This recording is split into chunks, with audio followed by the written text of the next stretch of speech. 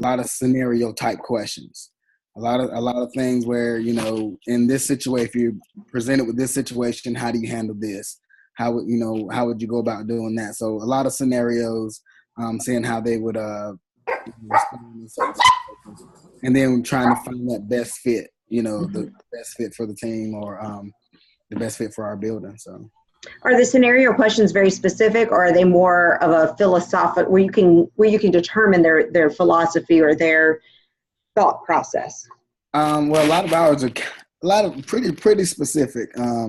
Almost like we took maybe 4 or 5 of our major issues throughout the building, but then we're always going to derive it around lesson planning. Get along with other, what type of co-teaching experiences have you been a part of? And then, of course, classroom management. That's always a big piece of middle school. So, yes, really big. Yeah. Rana, what have you been seeing? We do. I've been involved in, middle and high school teachers. And we have the district, our principal has the same questions we do for everybody, but they're more of kind of like what Mr. Covington's saying. They're like based on classroom management. We also talk about curriculum and kind of get their philosophical view too. So we have a range of questions, and we have it's just a small panel. Like one person may be from curriculum, one may be from grade level. So, and that's how we do ours. Yeah. Just to get a view of, what their input and, then the team. So. Yeah. And I think it helps to get different opinions, because there are times that I didn't pick up on something in an interview that somebody else did, whether it was positive or negative. And so we have kind of the same set questions no matter what the job is, but then we do have it curtailed specific to the job. And a lot of the people that I interview with already know question number 2, depending on how they answer it, I'm going to be in it or I'm going to be out. And question number 2 is, why high school? And when I was at the middle school level, why middle school? And then question number 3 is, why Ashburg High School, or why Bessemer City Middle School? If they can tell me all the statistics off my website, no. If they've done some digging, talked to people from the community, and I could care less if they know about the school specifically. Part of that comes from my experience at my previous school. We have, if you're from or around the Gaston County area, I was at probably one of the worst reputation middle schools for 8 years. And so we did a lot of hiring out of state, because not that we didn't want them to know the reputation, we were very honest at the type of school and students that we work with, but we didn't want them to be jaded and already have a preconceived idea. So, if they couldn't tell me something specific about the middle school, that was okay. But they needed to convince me that they loved middle school kids. They needed to convince me that they love high school kids. And if they're from the area, they need to be able to tell me why they want to come work at my school. What is drawing them there? That is very important to me. That shows passion. That shows some loyalty. It shows that they just don't want a job. I did have same lady that mentioned honey buns, tell me, why middle school? And she said, this was prior to the Affordable Care Act for healthcare. She said, well, because, I'm going to have to start paying for health insurance. Now, that's not a good answer for why you want to come and work in a middle school with difficult children. So to me, they know if that question, either one of those, if they give me some just kind of a BS answer, I hate to say that, but just kind of I say this in every interview answer, I'm done. I mean, we still ask all the rest of the questions, but they can tell I'm not very engaged. Well, yeah. If I may interject, I was thinking with you saying that, it reminds me of one of the interviews we did this summer. We were looking for a PE teacher, but in so many words, he was looking for an easier job. He did. He talked about his. He had experience in we met him at a job fair and we talked to him at the job fair, but we didn't invite him in for an interview. And we needed a teacher bad, but he was just not the fit. I mean, we were looking for somebody that could build relationships, make relationship with kids. You know, we're in one of the, high poverty schools, really low test scores. And we talked about, we talked about building relationships and making relationships with students. And he was talking about his experience in elementary where the kids were making him sick and kids with runny noses, and I don't like to touch kid. I don't like for handshakes. And he just gave all these, I've never been so, and I didn't know, I was thinking he was joking. I've never been so sick in my whole life. And I'm like, what do you mean? And he keeps going. He's like, I missed this many days because of this, and kids are coming with, I was like, he came with a list of complaints. Like, you're going to meet everyone about, the way we do our teams with middle school, you're going to meet every single child. So, dude, this is not for you. Thank you. Thank you for your experience. Thank you for your time. Are you sure he just wasn't allergic to work? Period. Hey, I know exactly. But he just wasn't he definitely wasn't the right fit. And he actually got a job the next county over because I was, we had a football game and he was at the other school. Mm-hmm. Wow. But he did talk about he had high school experience and he was hired at an elementary school. But from what he explained is that he really thought it would be an easier job, and that's not what we were looking for. No, remind me again what county you're in. I'm in Hope County, right outside. Oh, okay. Yeah. It's interesting. I'm shocked and amazed sometimes at what people actually put forward in that represents themselves in an interview, whether what they say, how they dress. I once had a cover letter, and after doing this for so many years, I think back and think, God, I should have kept some of these. I could have had the Wall of Fame. I had a cover letter that you could tell it was a off the internet just form letter where the person wanted to make it look a little different. So they used the thesaurus to put in different type of words. And when it says, I would love to speak to you about this, they actually put in there, I would love to ventilate with you about this. That clearly shows they don't know.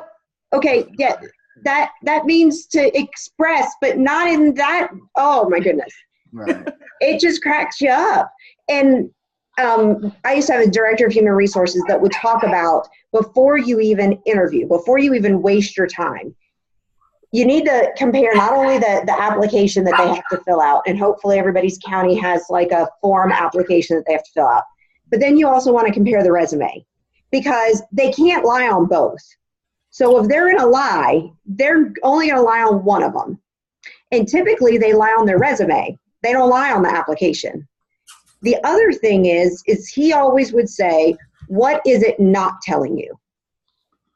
And that's really interesting if you think about it, because it's what is it telling you, but what isn't it telling you?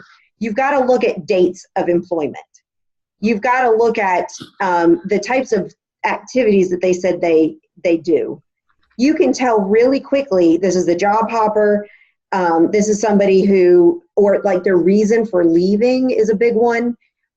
We needed a school counselor 2 years ago, and we wanted some diversity to our school counseling office, which were all white, middle-aged, or young women.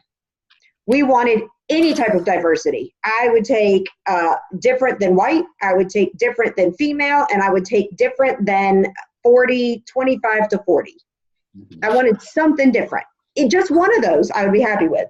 So we interviewed this lady that looked fantastic on her application. Then we compared it to her resume. And we thought, all right, this is not bad. She had almost everything matching up. Then when we interviewed her, and the first question we asked is, tell us about your experience as it relates to this position. She listed about 12 things that weren't listed on either one of those. And it kind of made you wonder, what did you really do? Where did you really work? How, when sometimes you add up the years of experience that people say that they have to be 110 years old. they just cannot get it all together. So, when you are hiring, there has to be great scrutiny when you look at the resumes and the applications, and you'll kind of get your own technique of what you look for and the other things that you don't care. I had an assistant principal. We were great together because we were polar opposites.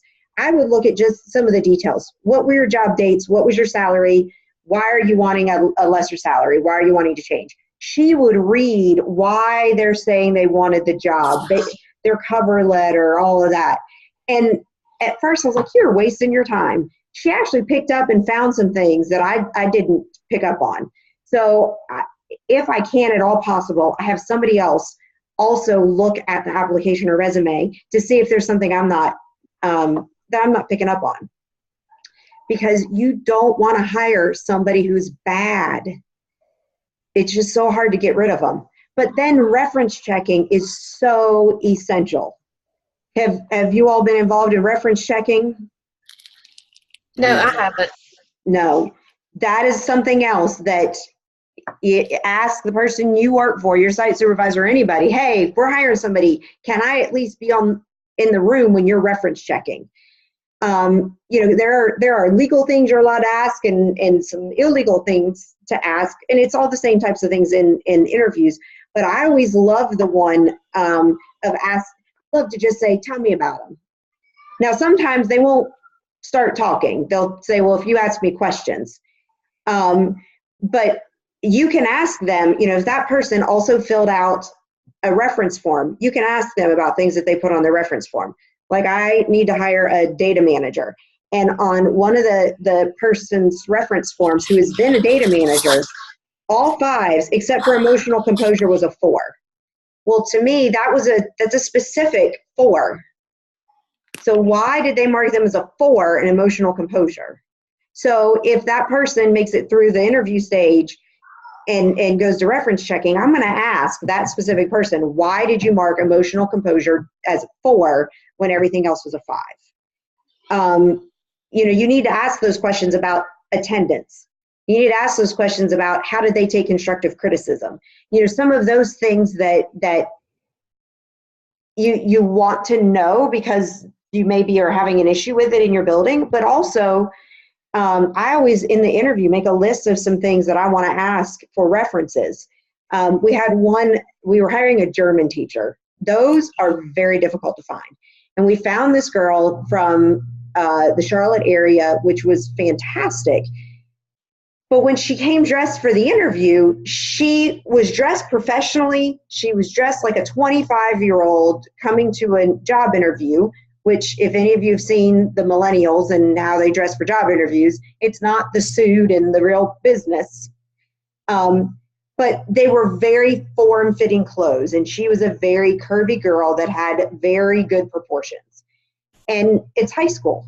And so we asked in the references, were you ever concerned about her being unprofessional in her dress or her being unprofessional in her relationships with students? And that was purely because of what she wore and how form-fitting it was. Now, can we discriminate because she has curves? No. But it did make us kind of worry, these high school boys are going to all of a sudden sign up for German, which typically is not the case. And why? Well, because they think the teacher's hot. Well, that's great. I also hope they think their principal's hot. But, we also we want to make sure that she knows that line. And the principal was like, no, we had the same concern, and she was very professional. She knows that line, all of that. We thought, great. But it cracks me up, the people that don't call for references. And we fired a guy from just a basketball position at my previous school because he was a hothead. Anger. Well, a high school it was middle school that he worked for me. High school, he all of a sudden he shows up at a high school coaching meeting. We're like, who hired you? It was actually a friend of mine. She never looked and never called for references. And he was hired over a year ago, and she called me in the middle of basketball season last year and said, Does he have anger issues? Yep, sure does. If you would have called, I would have told you. The best way I've been able to get rid of bad employees is to not have references call me. Because my philosophy is it's my professional reputation if I lie on a reference. Now, if they don't ask the right questions, I'm not going to offer up a lot of information. But if they ask, have you ever had to talk to this teacher about classroom management? I'm not going to lie and say no. I'm going to say yes. But then I'm going to talk about how they responded, if they responded well. My philosophy always is you don't pass the trash. And that sounds really bad. I've had that happen to me before where people have not been honest, and it was very clear that this person was really bad.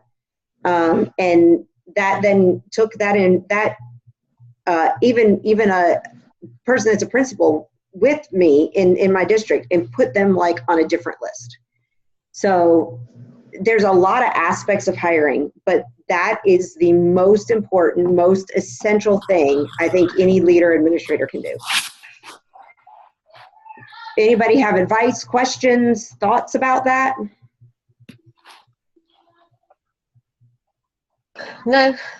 No. I have a question. Sure. Just what are your thoughts on this? Okay.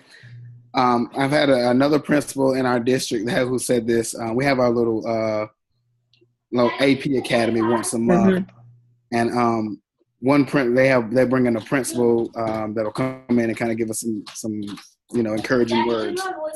Hang on one second. Not a problem. Multitasking, right?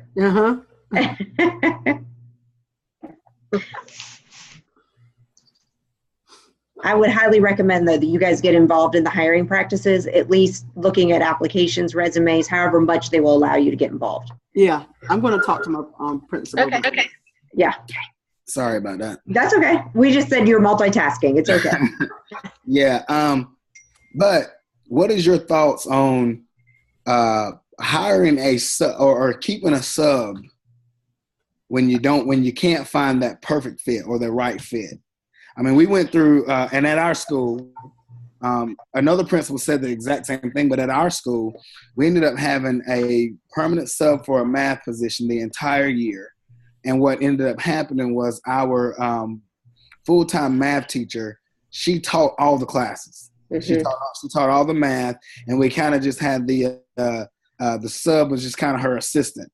And we moved her to a room where we could get all 40 kids. She's teaching 40 kids in a period. Definitely she's overwhelmed. She's stressed out all year. But we didn't hire a math teacher. Now, I know you just don't want to just grab anybody, but I was thinking performance-wise, of course, this was my first year at that school. Would we not have did better with our data or our testing if we had put a math teacher in place versus one teacher teaching everybody with a sub kind of hanging around as her like teacher assistant kind of person? So I don't believe in lessening your standards to hire anybody. And everybody gets nervous usually after the 4th of July. Like, oh, I've got to hire.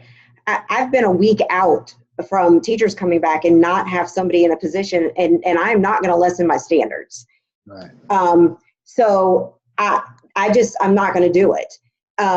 Because especially, so in my county, September 15th is a really important date. Anybody hired after September 15th is an interim.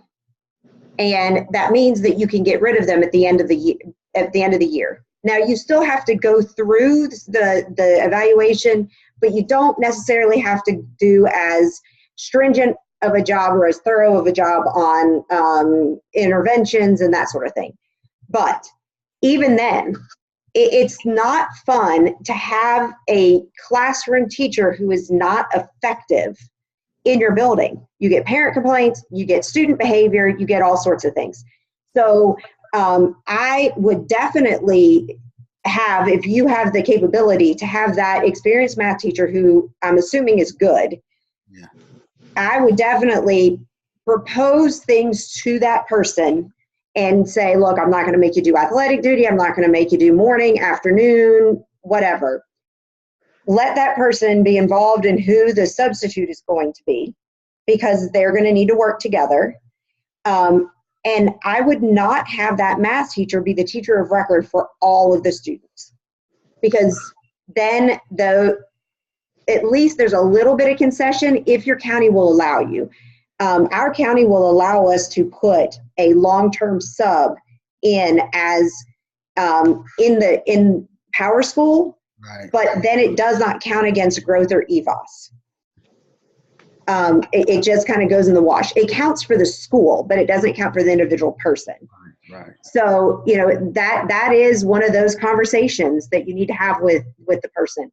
But CMS actually does a model like that, where they have what they call a master teacher that will go into classrooms and teach for like a 20-minute lesson, even when there's a certified teacher in the room. And then that certified teacher helps facilitate activities, questions, whatever. I'll be honest, I don't know if it's going well. I don't know any of that, but they have done that in some of their schools. But in that situation, I would not lessen my expectations just to have somebody certified there. You will get a lot of pressure. You will get a lot of, I don't understand why you're doing this. And in order to hire a long-term sub, you have to get, at least in my county, the grace of basically the superintendent himself, because sometimes you have to offer benefits now with the Affordable Care Act. If it's a retired person, they can only work 29 and a half hours a week. And so you have to structure the planning period one way or another. But I always say you never lessen your standards. If you cannot find the right perfect fit, then you just don't hire somebody and you come up with a plan B. And then if the plan B is a long-term sub, or that kind of master teacher going back and forth or putting the classes together, then you make their time worthwhile. And there are a lot of things you can trade off that they will never tell you legally can do. Like, you don't have to come in and work any work days, unless they're mandated or there's something that the county requests. I love trading off morning, afternoon, or athletic duty. Usually they're like, yes, sweet, I will be glad not to do that. So that is my opinion. Have I been in that situation? Yep. And luckily I was able to get the graces of my county to say it was okay. But I also put a lot of expectations on human resources when I have a hard to fill area. Like, part of your job is working in human resources is to help me find not only a teacher, but a good quality, best fit teacher. So to me, you lessen a whole lot of problems if you wait. I've had really bad people that people have kind of rushed to hire, and that is not good. So they may force you, and then you just have to deal with it. But you also need to find out in your county, when is that deadline, that threshold of what is an interim. Mm-hmm. And then you have to make sure that you tell them this is just an interim. It is with benefits, but at the end of the year, there's a possibility. And what I always say is, especially like a math person, look, we're going to need math teachers. We may lose an allotment, so you may not be able to be at Ashbrook High School, but in this county, we will need math teachers. So as long as everything goes well, you'll have a job. Because they'll kind of freak out, like, I don't want to take a job that's not a definite. Mm-hmm. But you have to legally disclose, hey, this is not a definite. But especially those that are straight out of college, they're like, sweet experience, yes, I'll take it. And then they'll roll the dice. And a lot of times they're like 22, 23 years old, so they're still covered under their parents' health insurance. So you don't have to worry about that either. Right. So that's a great question. I know too many colleagues that have hurry up and rushed and settled and then regret it. So that's a great question. If you guys have any other hiring questions or anything like that, just let me know. I'll even share my whole litany folder of interview questions if you would like. Just shoot me an email and I will be happy to send it to you. Because that is one of the most essential jobs that you can do as an administrator, is hiring, and hiring the best person. And then there's also that part of supporting everybody else after you hire them. Supporting the new teachers, supporting the veteran teachers, giving them the appropriate training that they need specific to them, or appropriate training that they need specific to the school. There's all of those other aspects, but you can never unhire a bad teacher. And the paperwork and documentation to fire them is very, very time consuming, but very, very necessary. So that's the other thing is if you see that there are problems, you've got to get in there, you've got to start documenting, and you've got to get it done. And it's hard. It is not a fun conversation when you have to look across from somebody I had a lady who had 8 kids. Her husband was out of work, and I looked at her and said, I'm recommending you for non-renewal. And this was not the first time we were meeting. We had met like 5 other times. And she called me a whole lot of names. And I said, I'm still recommending you for non-renewal. And then education is the only job that I know that you have to tell them by, like in my county, it's by the beginning of May, and they get to continue and work for 6 more weeks. They're disgruntled. It's bad. Right. So, not fun. That's one of the things that other principal was saying, is that, hiring the wrong person is much worse. Much worse. We actually had that with 2 of our teachers last year, where, of course, both of them were on an action plan, put them on action plans, a directive plan. But, it's really tough that, you're finding out. And I think ours is around that February, March, just like that. So it's like you got 5 more months or 4 more months to, kind of deal with this person. And then all the paperwork, yeah, you're right. All the paperwork that goes into legally, It's tough. It's tough, but it is so much better when you do it. And it does give you like street cred. Like the other teachers, the parents, the kids look and say, all right, good for you. It really does. I hate to call it street cred, but that's about what it does. When you write somebody up, they make it public. You don't make it public, but they make it public. Oh, that B, you know what she did? It gives you street cred, because everybody that knows that person is not an effective employee, not an effective employee or a good team member, says, good for her or good for him. I'm glad that they're standing behind. Right. All right. Any other questions? Because it's about to cut us off. We good? I'm good. All right. Good. Have a good week. Thanks. You too. Thank you. Bye. Bye-bye. Bye.